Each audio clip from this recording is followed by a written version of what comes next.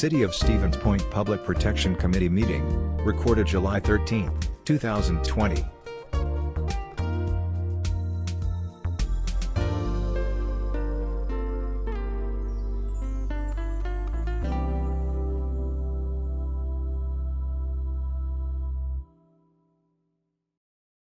I call the July 13th Public Protection meeting to order.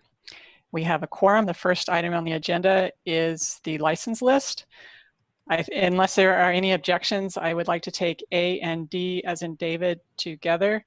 Chief Zinner, did you have any concerns or comments related to A through D? No issues.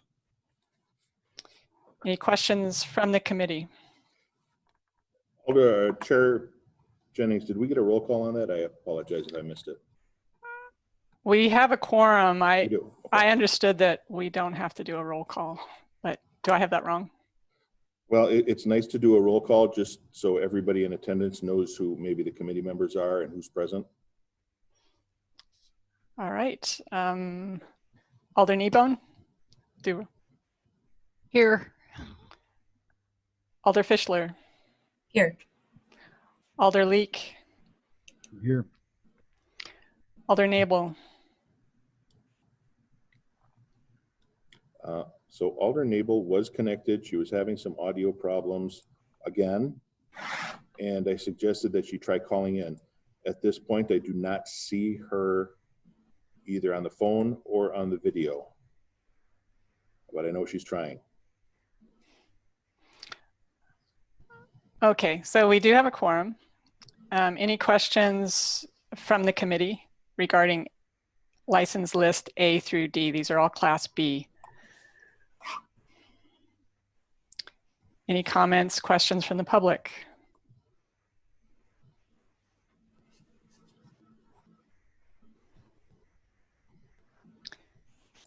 Seeing none, I bring it back to the committee. What are your wishes?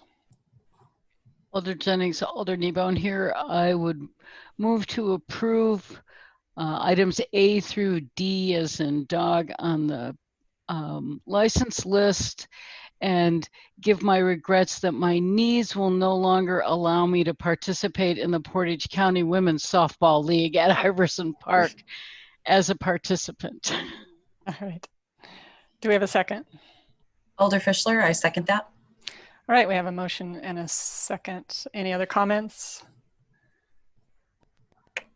Everyone unmute. All in favor signify by saying aye. Aye. Any opposed say nay. Motion carries. Next item is E, a temporary Class B license. This is a picnic license for the Portage County Democratic Party to be held at 2220 Division Street. Any concerns, Chief Zinner, or any questions from the committee? No concerns from the police department.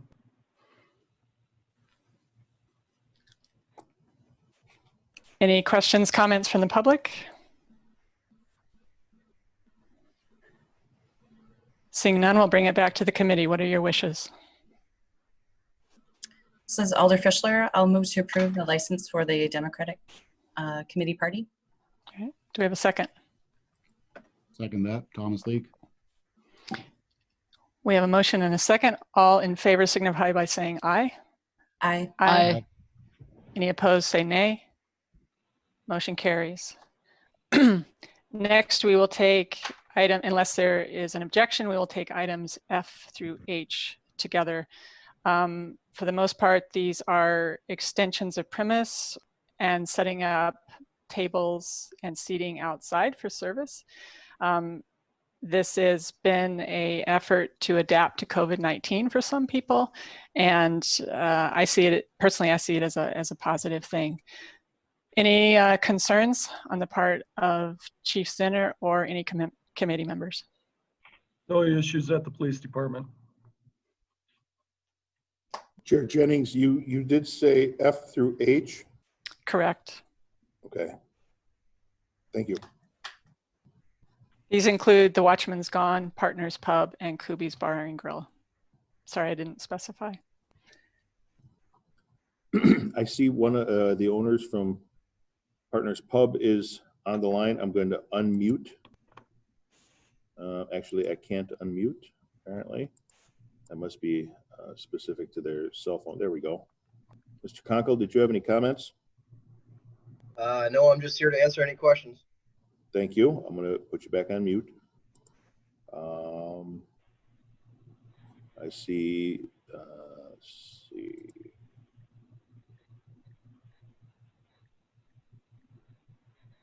Okay, I don't see anyone else signifying or recognize any of the names, Chair. Okay, we'll bring it back to the committee. What are your wishes? So Alder Fischler, I would move to approve the outdoor seating for all 3 establishments. I'll second that again. Thomas Leak. All right, we have a motion and a second. All in favor signify by saying aye. Aye. Aye. Any opposed say nay. Aye. Motion carries.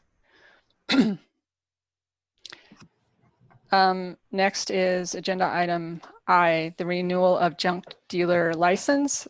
This is Express Recycling LLC. Any concerns, questions? Chief Zinner, did you have any concerns or about this? No issues. All right, any questions from the committee? Any comments from the public?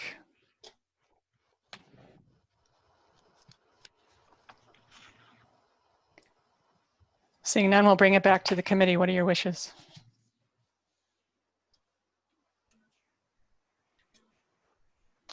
Alder Kneebone here. I will move to approve the renewal of the junk dealer license for Express Recycling.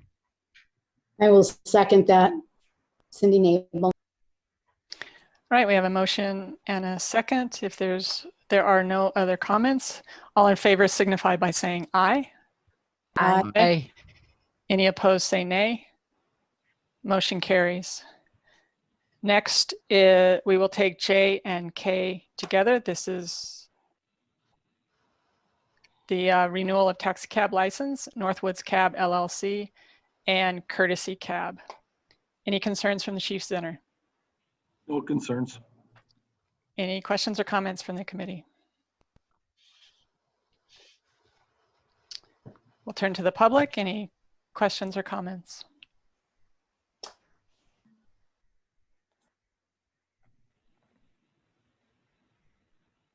Come back to committee. What are your wishes? Cindy Nabel, I'd like to move that we approve these 2 taxi cab licenses. Alder Fischler, I second that. All right, we have a motion and a second. All in favor signify by saying aye. Aye. Aye. Any opposed say nay. Seeing none, the motion carries. Next agenda item number 3 is the appeal of denial of operator's license. Chief Zinner, could you please address this agenda item? Looking at the request, which came in from a Kevin Wanta. Mr. Wanta had been issued a 4th offense OWI on March 8th, 2019 by reading his letter. Looking at requirements, it indicates that a felony conviction within the last 5 years would be grounds for revocation or denial of license. 4th offense OWI would be considered is a felony in the state of Wisconsin. Just so I understand this, this is a felony conviction. And in fact, the applicant is not meeting the current license application because of when the last one occurred. Is that correct? Well, correct. Requirement number 4 indicates the applicant must not have had a felony conviction within the last 5 years. And looking at the letter, it appears that the individual was stopped what was it, in March of 2019. Okay, And that would be within the 5 years. correct. Any questions or comments from the committee? Alder Jennings, Alder Kneebone here. I have a question. If we were to overturn the denial and Mr. Wanta had another incident, would the license then be surrendered or revoked? I'm not sure who can answer that. No, the answer is no. It only comes up during renewal. So at the next renewal, this committee would then be made aware of the same circumstances. I do see that the appellant is on, Chair Jennings, if you're interested in that. Okay. If there's no other questions or comments from the committee, we'll move to the public. I do have a question or comment. Cindy Naval, District 3.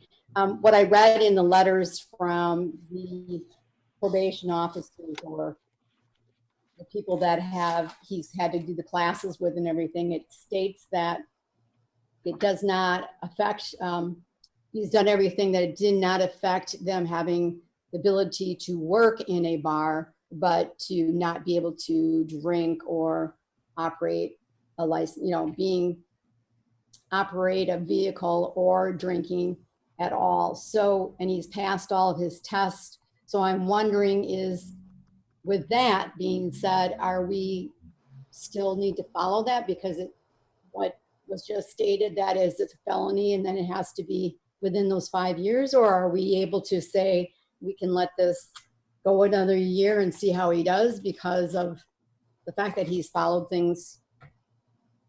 I'm just asking, from what their report was, it stated that it didn't have any bearings on the fact of him working at an establishment. Renewals are typically 2 years, so you wouldn't be able to see it next year. It would be 2 years until you were able to review this one again. So why would it be different than what was stated? I'm sorry. Why is it different stated by what was by the probationary that it would still be allowable, but yet we're looking at it wouldn't be here in this licensing? Is that a state thing? So the bartender's licensing allows you to be the only person on site serving alcohol. Every event that we have, every licensed establishment must have at least one licensed bartender on site. If there is a licensed bartender, any subsequent bartenders do not need to be licensed, although it's the responsible thing to do. They don't need to have a license as long as there's one licensed operator on premise. So I believe what that person is referring to is that Mr. Wanta could work serving alcohol as long as there was another licensed bartender on premise in the event that he didn't get his appeal. Thank you for explaining that, because that's sorry, the only thing I would have ever pulled out of those letters, and I didn't know that. Thank you much. The city attorney is waving his hand, so I think he wants to chime in there.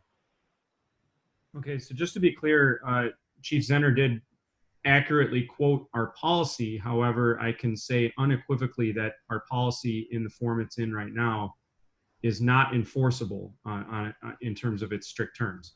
The statute in question here is 111.335, and if you look at it, it states, and I'll read here verbatim. It is not employment discrimination because of arrest record to refuse to employ or license or to suspend from employment or licensing any individual who is subject to a pending criminal charge if the circumstances of the charge substantially relate to the circumstances of the particular job. And that obviously says pending charges, but they use the same language with regards to actual convictions. So the conviction has to substantially relate to the circumstances of the job or licensed activity. So if for maybe somebody was convicted of felony tax evasion or something like that, if this body were considering that person's license to operate a commercial motor vehicle, there's no nexus between those things, and it would be employment discrimination to deny it on that basis. Now, with regards to the connection, the substantially relate between OWI and bartending, well, obviously that's a lot closer. But the law doesn't tell you exactly where that connection has to be. If this was something where somebody had been convicted of serving alcohol to minors, there it very directly relates to the actual act of bartending. So I think it's really up to the judgment here of this committee to say, do we feel that this merits a revocation or non-renewal of that? But I would not encourage you to deny it solely on the basis that there's a felony conviction, because doing so would be in violation of the statute. Thank you.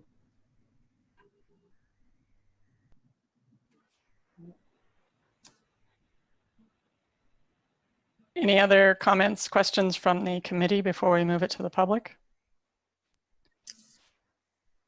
This is Alder Fischler.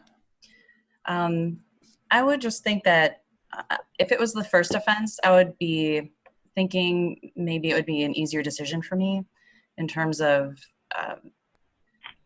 approving the license. But I think just based on the fact that it's, been a fourth conviction, that I wouldn't think that that would be grounds for approval, in my opinion. Thank you. All right, we will move it to, go ahead, Alder Kneebone. I have a quick comment. Thank you, Alder Kneebone here. It seems to me, while I do not ever condone driving while impaired, it's been 10 years since the last conviction.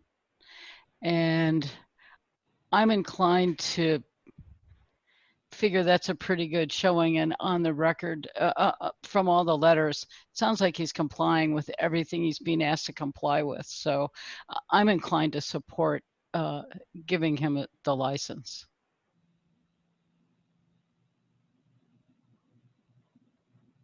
Alder Morrow. We'll move to the public. Alder Morrow. I'm in agreement with Alder Fischler on this. I think this might be hurting him more. It might actually might be setting him up to relapse. So as I said, I agree with Alder Fischler on this one. I would also move to not approve.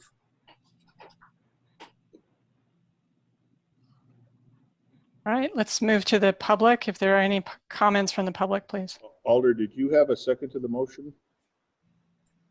Alder Morrow. Alder Morrow moved to deny, correct? Alder Morrow is not on public protection. Sorry, I'm not looking at the list. Sorry. Any comments from the public, please? This is Alder Slowinski. I would just like to mention that to use caution for the committee, regarding the precedents that this could set if we approve this request of the denial of the operator's license. That's all I have. Thank you. Could I ask for some detail on that comment? What precedent are you worried about in denying or approving it? I'm a little unclear on what your precedent you're worried about. That was Alderperson Lee. That would be. Yes, that was. I'm sorry. Can I speak? Go ahead, Alder. The precedent that would be being set by approving this request to deny the operator's license. So basically reversing the denial, if that makes it clear.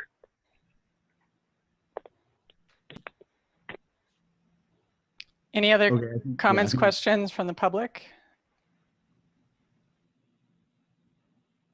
I see a hand from Kevin. Go ahead, please. Yes, my name is Kevin Wanta, and I live at 6984 Grotto Avenue in Rudolph. And I'd just like to say, I'm 61 years old, and I want to thank you for allowing me the time to appeal my case here. The seriousness of this offense has affected my life drastically, and I intend to continue to help my community realize that drinking while driving should be taken seriously. It is no laughing matter. I'm here in front of you people to ask you not to judge me for that one day I made a very bad mistake, which I regret every day I wake up since it happened to me. On March 8th, 2019, I made a very bad decision, and I drive while I was drinking. I take full responsibility for that. Ever since that day, I tried to make myself better. I went to court for my 4th OWI. My last OWI was 10 years ago. I served my time in jail and on the home monitoring.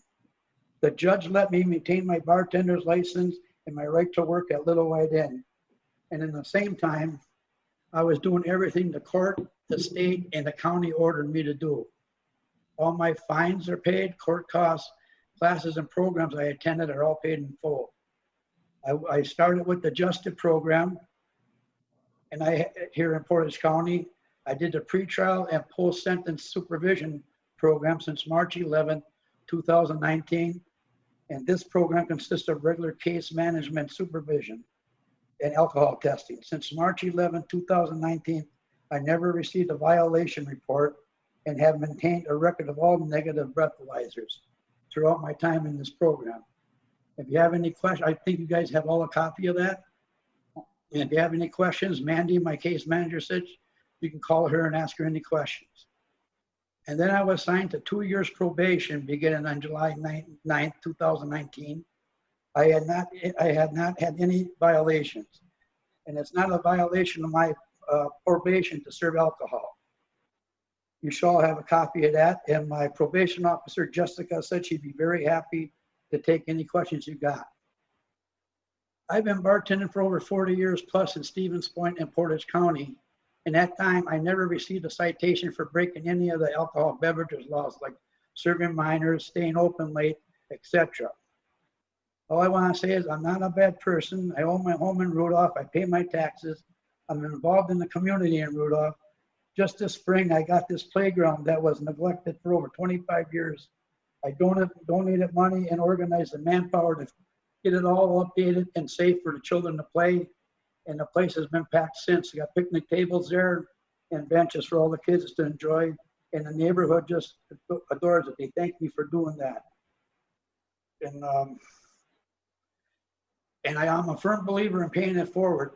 Like in Stevens Point, I try to come to all the 5K walks, from domestic abuse to suicide awareness, the Alzheimer's walks, Humane Society.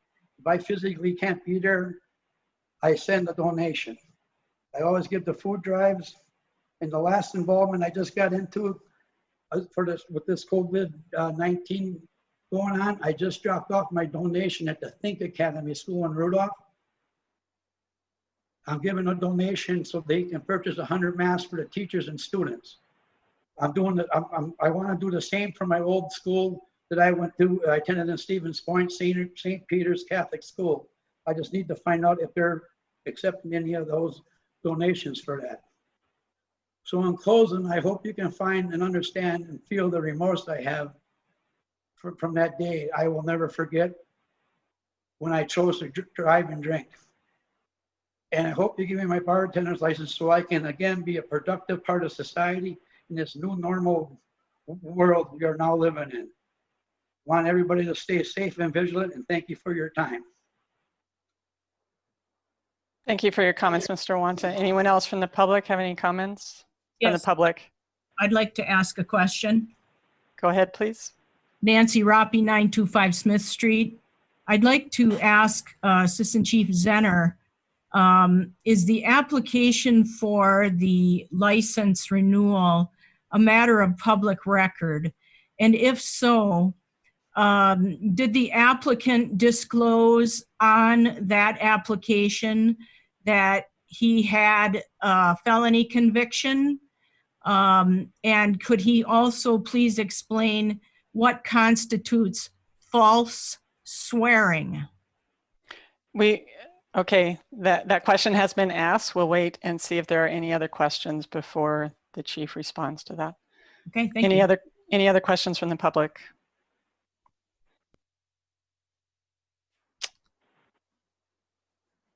All right, seeing. Hello? Yes. Yes, I just one more thing. I'm Kevin Wanta again. I just found out today, I don't know how it, I filled out my application for a bar to 10 bar at the Wendy's bar on County HH west of town. got approved by the town of Carson. Mr. Wanta, we can only address what is on the agenda and we cannot do Okay, it back sure. and forth. So thank Okay, you. sorry, okay. Any other comments from the public related specifically to this agenda item? Okay, we'll bring it back to the committee. Chief Center, do you have any comments for the question? I don't have the original application in front of me. What I was referring to was a letter requesting we reevaluate the denial. Okay. If we were in person, I would go to the lectern to make my own personal statement rather than comment as chair, but I can't really do that.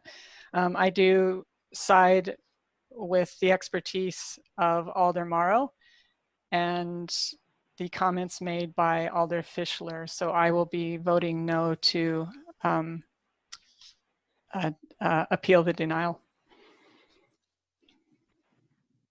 Cindy Nabel, a question that I feel is important that we take into consideration is this is the only livelihood this person has or a job.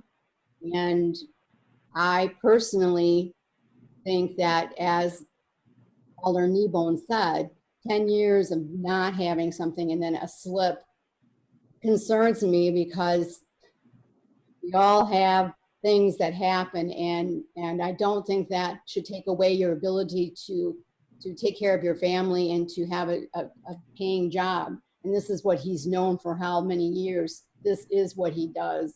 And I'm concerned about us taking that away because of one time after 10 years of not having anything. That's a concern to me, because it definitely goes further than just this. It's not, and not for drinking and driving by any means. They also don't, I hate to see people's lives ruined when they try to make amends for something, and that it went that long, but plus on top of it then did all that he did do and not have any breathalyzing issues or anything. I don't like that we condemn people. It ends up being a condemned for their whole rest of their lives to how they find another job to be able to help pay for their family. It concerns me. Thank you for those. I will be voting to accept the appeal. Well, we need a motion. Is that a motion? Could I ask one thing of Attorney General Beveridge? Could you just repeat that last thing you said before we look? Because with the intervening conversation, I've gotten a little mixed up on that. You were saying that there's this nexus question, and there might be a nexus here, but even if it's a little bit more vaguer than, directly violating rules of, say, serving alcohol to minors or something like as a bartender. But if you could just remind me briefly on that last legal point you made, so I keep that in mind here. It was something about the precedent. I was sorry if I'm slipping there's a lot going on. Sorry. No.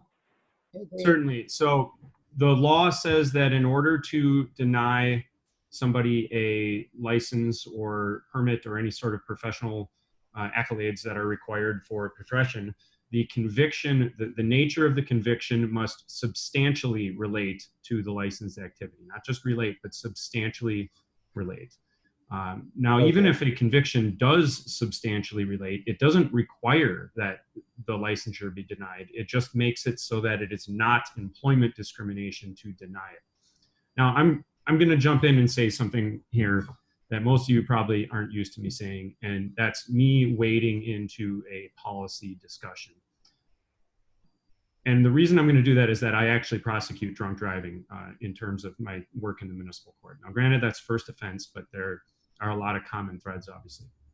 I remember early on in my tenure as city attorney being up in circuit court, and I can't remember exactly why I was up there, but I came into the tail end of a procedure related to a person who had been charged with third offense drunk driving. Now, those cases can take an awful lot of time to play out in court. And typically people are going to be released on some sort of terms of bond during that. They're not going to be held in jail for the whole time. And what happened during the proceeding is that Judge Finn, retired Judge Finn, obviously, granted the gentleman authorized him to seek a occupational driver's license. So here you have somebody who's facing a charge for third offense drunk driving. And you know what he was allowed to do while that charge was pending was drive. Because the law and the policymakers recognize that nothing undermines somebody's stability and ability to function and continue being as prosperous as possible, like losing their job. So people who are convicted of, people who are charged with drunk driving, we have occupational licenses available. And what I tell defendants when they come in is, I tell every one of them if they ask, that it's overwhelmingly likely that they will be granted an occupational license.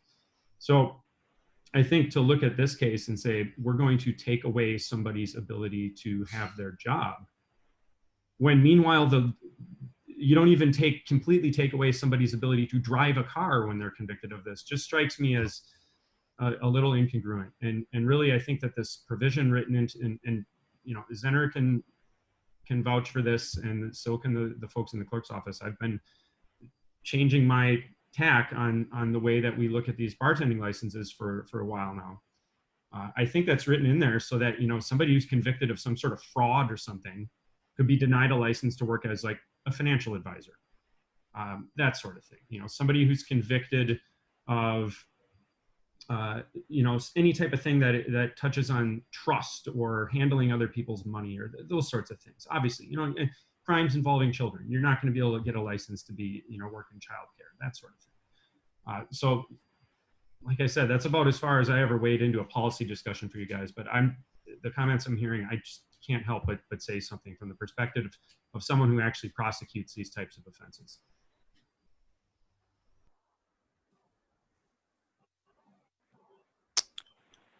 Okay, we still don't have a motion, so. Well, you have my motion to accept the appeal of denial. No, not to accept it, to override the appeal of the denial, I mean. So to accept his appeal. All right, we have a motion to approve the appeal, which would overturn the denial. Do we have a second? I'll second I will that. second. Alder Kneebone here. I saw Alder Leek get in there first, so we have a That's motion and a second. Again, this motion would be to approve the appeal. It would overturn the denial. So if you're overturning the denial, you will vote yes. If there's no other comments, all in favor signify by saying aye. Aye. We might have to do a roll call. All those opposed say nay. Nay. So we have one opposed and the motion carries. Agenda item number 4, moving on. This is renaming public protection to public policy and general government. This was an agenda item that was brought forward by President Johnson, who I hope is here. President Johnson, are you available to speak to this? Certainly, I am here. I've just been sitting in the background listening to the conversation, and a very interesting conversation at that. So anyway, for a long time, I've thought that the term public protection for this meeting is probably, or this committee is probably not well suited for it. There could have been historical reasons. It might have been only to approve, licenses and nothing more, but it's kind of morphed into something else. And when I chaired it back in, I think maybe 2016, we approved a policy document on the purpose and rationale for the Public Protection Committee.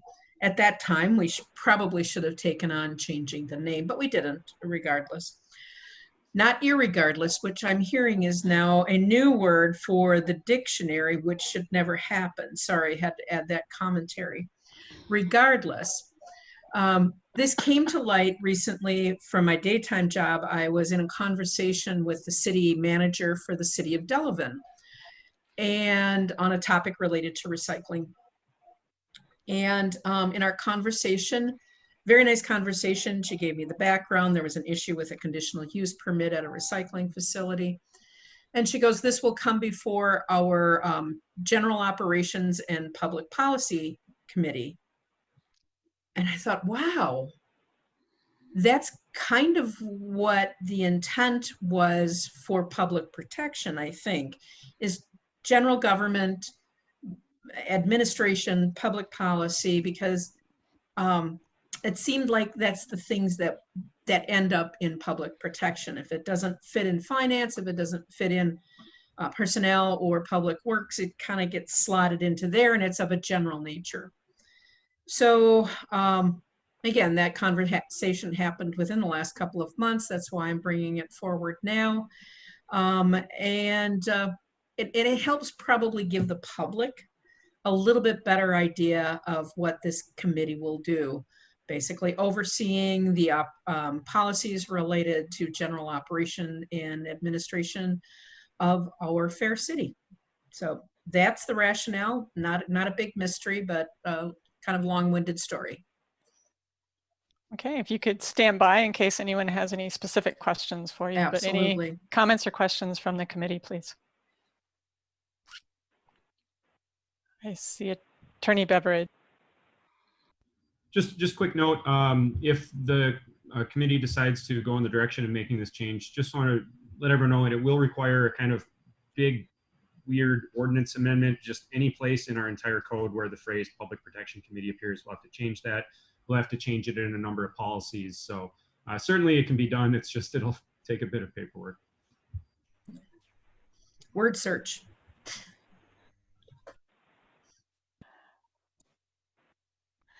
Alder Jennings, I have a comment. If we put policy in the name, Alder Shore will want to join the committee.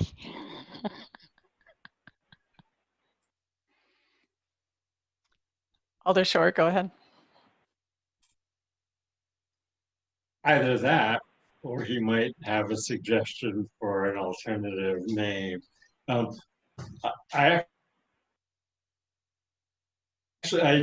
This change does make a lot of sense to me.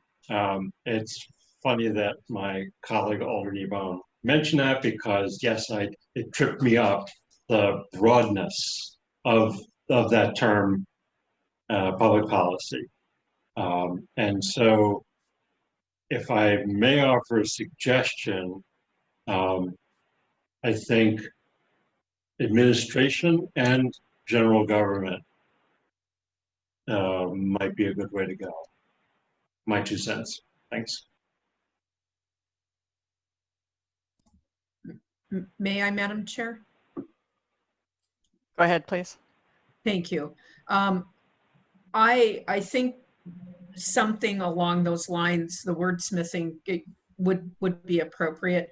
I use public policy. It's, again, my background. It's also Alder Shore's background, kind of policy wonks. And it's the first thing that came to mind. I looked at some other communities and they use that.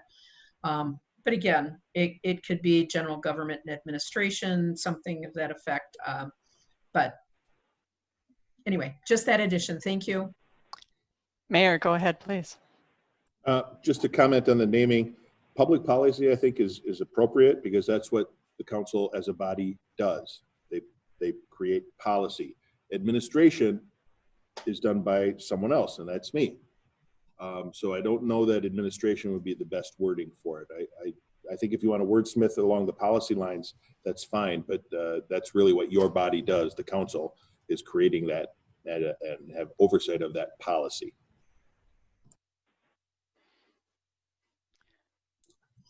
All right, any questions, other questions from the public or comments?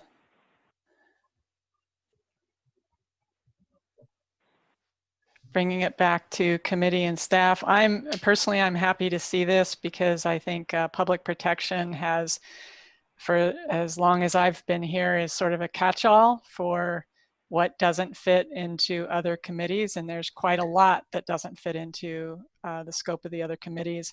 But the name public protection doesn't reflect that. So I appreciate this particular, that you brought this forward. So if there are no other comments or questions, do we have, what are your wishes?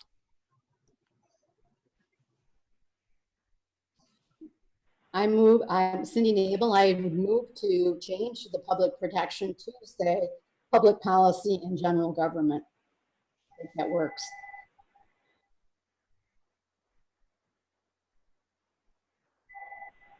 Do we have a second? So Alder Fischler, I will second that. We have a motion and a second. If there, Alder Shore, do you have a comment? Yeah, if no committee members have further comments. Sure. So, of course, I agree with the mayor that setting policy is the province of the council. But I very much had that in mind when I tripped over this, because it is the council as a whole that sets policy across a broad range of subjects. I understand the point about the word administration. I'll say that when I thought of it very much in connection with the clerk and the portion of the agenda of this body that relates to all of the paperwork and process being right for those parts of the overall agenda. So I did think that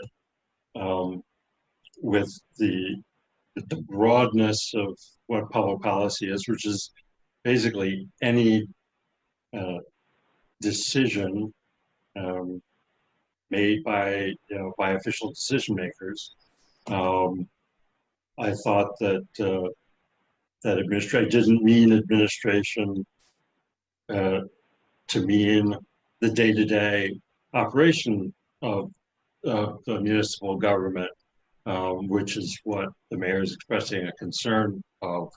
But like I say, that matched to the city clerk. So I would still think that administration and general government would be more appropriate. Thank you. We do have a motion and a second for the title that has been given, public policy and general government. Just my reaction to the word administration is I feel like that falls into personnel. So I see administration as being a personnel thing. Obviously, this needs to be confirmed by Common Council. And Mayor Wiese, please feel free to help me out here, but this could be pulled and discussed further at Common Council. But we do have a motion in a second. We're correct. Okay. Oh, before we take the vote, Alder Jennings, Alder Kneebone here. It seems to me that a lot of the ordinance changes come through this committee. A lot of the discussion only public hearings we have are policy changes or ordinance changes. So I think the term policy is appropriate here. Okay. If there are no other comments, all in favor of renaming public protection to public policy and general government, signify by saying aye. Aye. Any opposed, say nay. Seeing none, the motion carries. Last item is an update on the TDS contract. I do just have a quick comment about this. Back in April 10th, I was made aware of the pedestals that were being installed by TDS by a constituent, and I was shown a picture of the rows and rows of pedestals going up. There was, I emailed contacted the mayor and staff, and there was an immediate and prompt reaction to that. And by 2 weeks later, TDS had agreed to remove the pedestals where possible and install flush mount vaults. With that said, Mayor Wiese, I'll turn it over to you to give us an update. Okay, the update we actually will get from TDS, one of their representatives, Joshua Worrell, and I believe he has potentially some other people who will be updating and available as well. I asked for just a brief update on the process. As you know, our contract required quarterly reports from TDS. However, staff found that quarterly reports weren't working very well. So they have upgraded that to now weekly phone calls, as well as any as needed responses. So we have weekly phone calls for those updates, and that reports the progress internally to staff. However, we haven't given an update to council in a while, so I thought it appropriate based on Alderperson Jennings' suggestion and request. So Josh, I will turn it over to you and whoever you have with you. Yeah, Mayor, thank you for having us, Chair Jennings. Before I start, can you hear me okay? Perfect. Okay, so I'm Josh Worrell. I'm Manager of Business Development for TDS Telecom. I'm going to provide just a brief overview of our entire project and outline some of the challenges that Chair Jennings outlined there with a little more detail. And then I'm sensitive to your time, but I'll leave time at the end for some questions and answers. And I brought some construction and network services people along with me.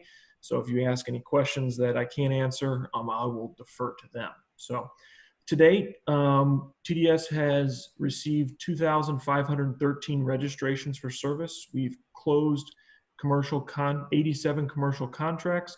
We've completed installation in areas that are eligible for service at 350 homes. And we are pending currently today 78 installations, and pending for us means those are neighborhoods that are ready for service, but we're trying to coordinate with the homes to actually install the service. All total, 5 DFNs have been launched. DFNs is an internal term for TDS. It's just a polygon or neighborhood. So if you go on our website to find your neighborhood, you'll see a funny polygon. We refer to that as a DFN. So we've launched 5 DFNs, including 2,161 service addresses. Of the duct needed to be placed to offer the fiber service, we are 66% complete. That does not mean we have 34% left. We still need to pull fiber through the duct and splice it, but that's just a very high level estimate of where the actual real construction is at today. And we estimate by the end of the year, we'll launch 10 more DFNs, roughly including 4,000 to 5,000 service addresses this year. So what does that all mean? I think we are satisfied with that progress, but it's not as far as we would like to be. And that is because we've run into quite a few challenges, unforeseen challenges in this project. The first was prescriptive rights. And that is unique to Stephen's point. It's the first time we've come across it. And what that means is when we design a network, we design the network to follow the existing infrastructure, meaning if the telecommunications infrastructure is on aerial poles and backlot, we'll design to follow those existing poles. If it's buried, we'll go buried. It's a way to try to be as least intrusive as possible because the existing infrastructure is in those locations already today, and we would put our access points near the other access points. Unfortunately, in Stephen's point, we ran into an issue called prescriptive rights, and that's where power, phone, and cable are on a pole and they have a prescriptive right or easement to be there, but that easement does not transfer to TDS. So if TDS was to attach to that pole, we would be in trespass of somebody's property. So we had to hire some legal experts and some vendors to kind of walk us through this, and we came up with 3 solutions to this issue. The first solution was eminent domain. And I've not met a government person yet that likes those 2 words, so that was quickly dismissed, and our legal counsel also advised us to not go after that solution. So we pushed that one to the side. The second was to hire a vendor that specializes in procuring easements. So they would actually go door to door and educate people on why we need easements in the back lot or on the poles and why we cannot attach those particular poles. And that wasn't going to work either for a couple reasons. One, the money. It was not really cost effective. It was going to cost an additional $2 million. And more than the money, it was the time. It was going to take about 2 years this was roughly 68 route miles of easements that we had to procure, which was over about 35 to 4,000 households. So because of that, and the complexity with, if you have a block of 12 homes and you were able to get 10 of those homes, but 2 or even 1 in the middle, for whatever reason, somebody didn't want you on their property or did not want to give you an easement, you would be out of luck, and that particular block would have to be redesigned. So we pushed that solution to the side as well, and then we decided the third solution was redesign, which we could move our design network to the road right of way. And this is what we ended up going with. We met with the city and outlined this in a PowerPoint presentation to try to walk them through the complexities of prescriptive rights, and they agreed. It really wasn't a statutory issue. I think, TDS has the statutory right to place telecommunications access points within the road right of ways. The issue was more, we just couldn't get to the back lot and we were forced to move to the front. So we were to do that. This caused delays for 2 reasons. One, we had to redesign the network, and that took about 4 months or so to do, as far as our engineers to move everything that was in the back lot to the front lot. So we saw some delays there. Then the second challenge was the result of this prescriptive rights, as Chair Jennings outlined. You saw front pedestals start popping up in people's front yards, and this became an issue for the community and was quickly raised by the mayor and brought to our attention. More of a aesthetic issue for the community. While if you travel around the country and look, it's fairly common practice to stick telecommunication pedestals in front lots. A lot of greenfield or new subdivisions are doing it these days, but we understand it. They tend to be an eyesore and they're not aesthetically pleasing. So we collaborated with the city and with senior leadership and approved to move all of those pedestals to vaults or handholds. They're about 2 feet by 3 feet. You could mow over the top of them. While there are some issues with service in the winter or installations in the winter, it would fix the aesthetic issue. So we moved to go do that. The delay there was it was additional redesign, as well as being able to procure 595 handholds. We did not have those on hand. Because the network was designed to be pedestals, so we did not have those in inventory. And unfortunately, with the timing of that, it has happened right before COVID, and supply chains were not really happy with us when we started looking around for these handholds. So there were some delays there. As a result, around the community, you saw a lot of orange tubes sticking up out of the ground in areas that did not have pedestals, and there were a lot of areas that have not been restored. This was mainly because of the logistics issue. We didn't want to restore an area to come back to dig it up to replace a handhole. It's not cost effective and it's double the work. So the city knew that we would have to be leaving those be and not restoring them right away in our normal time cadence. Unfortunately, it took us longer to get the handholds than we thought. So it dragged on, and obviously we've been hearing it, the city's been hearing it. We want to get this wrapped up as soon as possible. The third and final delay we've come across in the last few weeks that was brought to our attention is when we went to go start replacing these pedestals with handholds, it was lost in translation to the city that we would actually have to be digging in the road right of way to replace these with a 2x3 vault. And this was an issue because we were digging within the drip line of trees. And so we had, in collaboration with the city and the city forester and public works, we had a meeting with our network services to work this issue out. And currently today, there is an assessment underway of not only the PEDs that were going to be replaced, which was 595, but of the remaining 832 pedestals that were going to be replaced throughout the extent of construction. So that's 1,427 pedestals. The city forester is going to assess those sites and determine, with the priority being the safety of the trees, determine whether that PED can be switched to a handhole or it needs to remain a PED. And we've gone back and forth with the city, and we're very clear that the priority is the safety of the trees. So TDS has provided data to the Public Works and City Forester Department of all the locations of these pedestals, and that assessment is underway now. When they send that data back to us, We will assess it and make the proper changes. And then the priority work from that point will be to get the city cleaned up. So all the areas in which the tube is sticking up, that will either be a PED or a handhole at the city's discretion. And then we will continue to restore the areas before we jump back into mainline construction. So I'll just add that I think overall our collaboration with the city has been great. I mean, we're communicating on a weekly, if not daily basis at this point. It's a very big project, and we're very excited to continue to push forward and offer services in Stevens Point. That's, Chair Jennings, that's all I have, but I'd be happy to answer any of the council's questions at this time.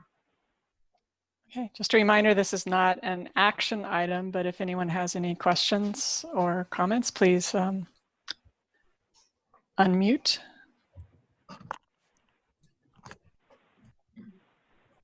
President Johnson. Thank you, Madam Chair, and thank you, Mr. Worrell.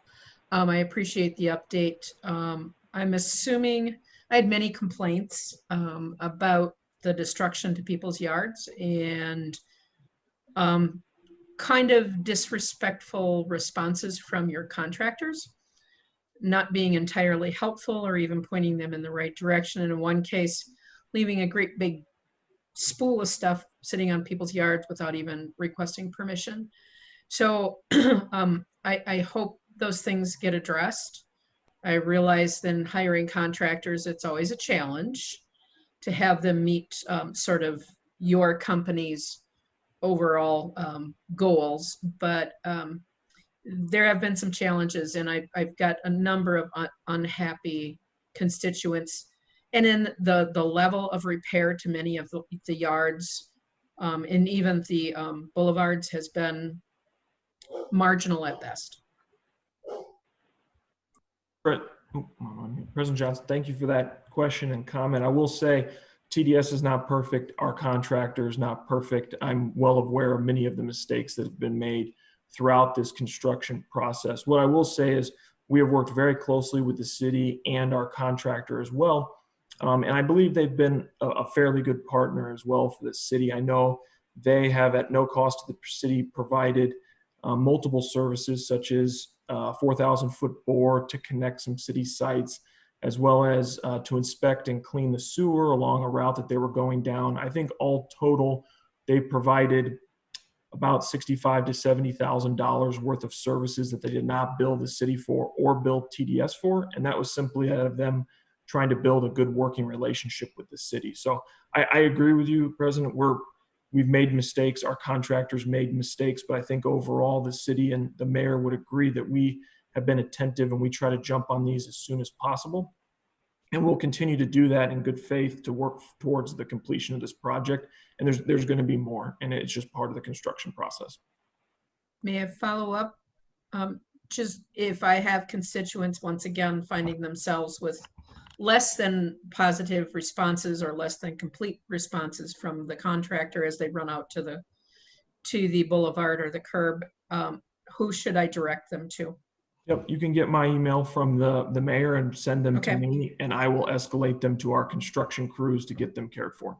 Actually, President Johnson, I would ask that you either send them through my office or through Director Badoon's office so that we can be aware of those as well. I don't want anything falling through the cracks. Yeah, I would include you in, but I appreciate Mr. Worrell's offer, and I would definitely take advantage of that. Definitely. Alder Nabel, go ahead. Thank you. Am I unmuted? I'm unmuted, and I just wanted to say that there's been a lot of ups and downs with this, and I certainly was one of them when I saw the pedestals. And we made a phone call right away to the company, to TDS, and said, we don't want this. So we want to get our money back, whether we get our $25 back or not, didn't matter. We were done. We didn't want this. And the person that we spoke to was wonderful and very surprised and about what was happening, and asked me if I had any other information. I said, well, I do have a video that's out on Facebook about it that shows these pedestals. So I sent it to him. He took care of it immediately, called back. I want to make sure that people realize that there are maybe some cases where that has happened, but we were really impressed with the response we got from when we made a call just to TDS, and that they called us back 2 different times. And then when I wasn't here and they were coming to work and I was worried about our boulevard when they would be doing it and where, they were so nice to my husband and showed exactly where they could put it and where would you prefer it. And because we have done concrete where we paid money for it to be a, gray concrete. So it was expensive, and they were so nice. And I couldn't even find where that handhold was when I got back from being up north. So I have seen from my neighbors have been very pleased in our area near the campus that had, and they were concerned and I had been concerned, but I really feel that you're going to get that some not so great, but I wanted to make sure I put in forth that there was really great communication and people that I talked with through TDS also. So it is going to be hard, but I would also ask that if we could do something monthly that we put out to the public. I think it's hard. Yes, you're changing things daily, but maybe it's something went out to the public on a bi-weekly or a monthly thing so that they had an update. It might help just for people to understand this does now, seeing why this is taking where it's gone is totally makes sense. But when none of us, even as alders, knew this, we didn't know how to even answer to our constituents or people that complained to us. So I really appreciated that we had this conversation on TDS and all of you that are working so hard on this. Thank you. Thank you. Okay, we still have lots more tonight. So if there are no other comments or questions, I want to thank everybody for your patience. That was very long. I apologize for that. We did have a lot to cover. So I don't see anything. I don't know if you do, Mayor. Looks like our agenda is exhausted and public protection is adjourned at 7:27. Thank you, everybody.